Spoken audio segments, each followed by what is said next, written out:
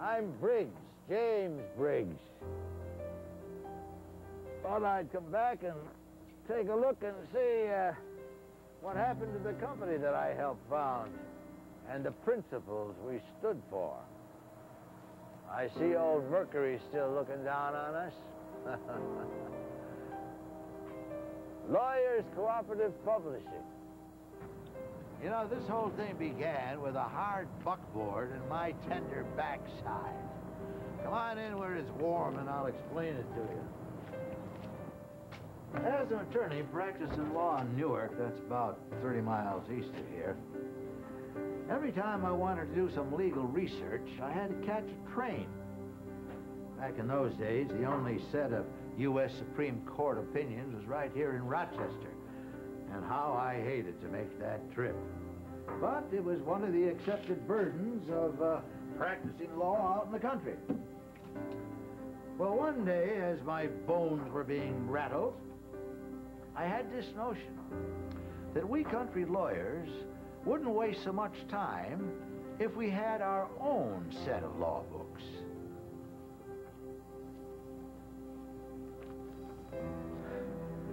But at a price of nearly 500 cash dollars with over 100 volumes, it just didn't seem right. Nevertheless, I had to look into it. I spoke with the printer, and I learned hand-setting the type would simply be too slow, but there was a new process called stereotype that would do the job. He also told me a printer would have to be daft to take on the risk of selling them. I calculated what it would take to guarantee the printing, had a pulp mail flyer made up, and spread the word. It offered nothing short of a revolution in the price of law books. The whole series at $1 per volume, made in monthly installments. Well, within weeks, we had swamped the Newark post office with paid subscriptions numbering well over our objectives. Looked like we were in business. Then I met this interesting young attorney, a fellow who graduated from Union College at the age of 18. And he asked me a very important question. If you're going to print the U.S. reports, why don't you annotate them? Just put after each decision where it had been cited, or if it had been reversed or modified. Not only was this idea in perfect keeping with my goal of reducing research time for the attorneys, but I had in Mr. Williams the perfect man for the job.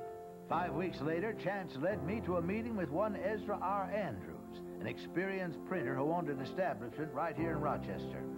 Luckily, he agreed to print 5,000 copies each of our first 10 volumes. Thus, a cooperative of lawyers, making legal research more efficient with greater insight, continuing to use technical innovations to bring lawyers the information they need at a price they can afford. In the matter of a year, our 3 rooms on that second floor in Newark had grown too cramped.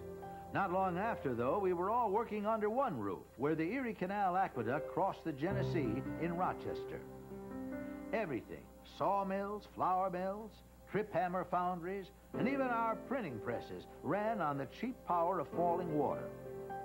Now, Rochester was a truly bustling boom town near the turn of the century. Buffalo Bill's Wild West show drew big crowds, and fortunes were made in safe liver cures and patent medicines. Meanwhile, a technical advance in the printing business, called a linotype, was about to speed up typesetting by a factor of 4. Molten metal was cast almost as fast as you could type. By the time the first Model Ts chugged down Main Street, we were keeping 7 presses busy. Well, that's the way we did things. When an idea checked out, we took the risk, usually well ahead of our competition. Lawyers Cooperative Publishing set the standards. In the depth and accuracy of our analysis, every bit, mind you, done by our staff of lawyer editors, and, when sufficient demand arose, based upon the reports our centralized sales force gave back to us, we invested the time to propose the new series or an enhancement to our subscribers. Once they ordered them, we printed them. Today, I understand we're publishing something called CD-ROM. I only wish legal research was that efficient in my day.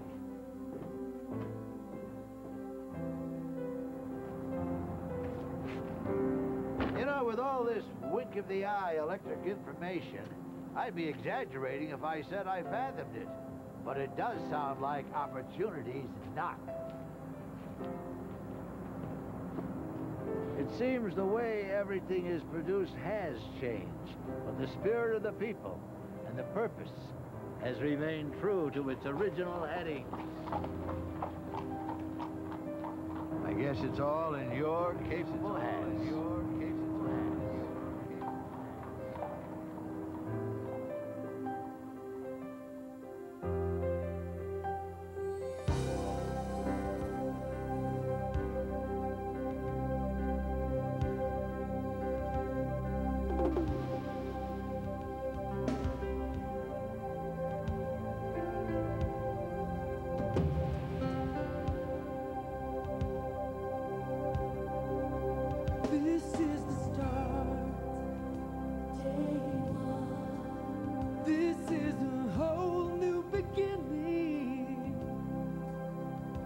Starting now. Reinvent the future. Lawyers Cooperative Publishing is about to reinvent itself. This isn't some rah-rah corporate pep rally. This isn't business as usual. This is very real. Each one of us is going to be affected. I think this might work better. I think it will too. I think you'll have a really good reaction. It sounds good. This is change, not coming someday, but in our face right now.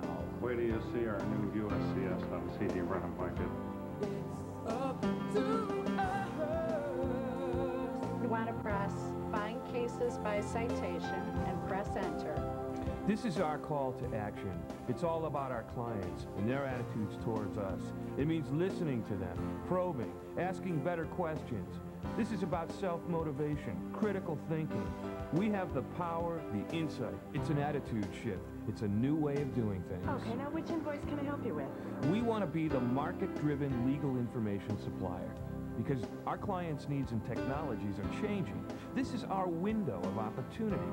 This is the chance to improve our skills, to make strategic plans, to put ourselves on the line. We're moving on. We revised it so it's easier to read and it's easier to calculate for the end of the year. This is our future we're talking about here. We've got the track, we'll make our mark, we're on the point, we'll add the spark. We'll help them out, we'll show them how, they knew us when, look at us now, day one.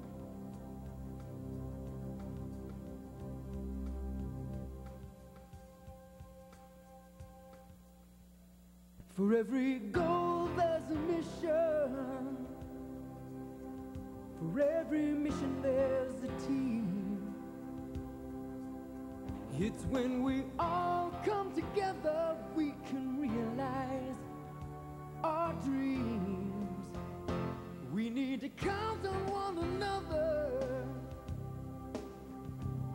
Each one of us is key. We will reinvent the future. Wait and see. Wait and see. This is the start. Day one. This is a whole new beginning. It's starting now. It's up to us.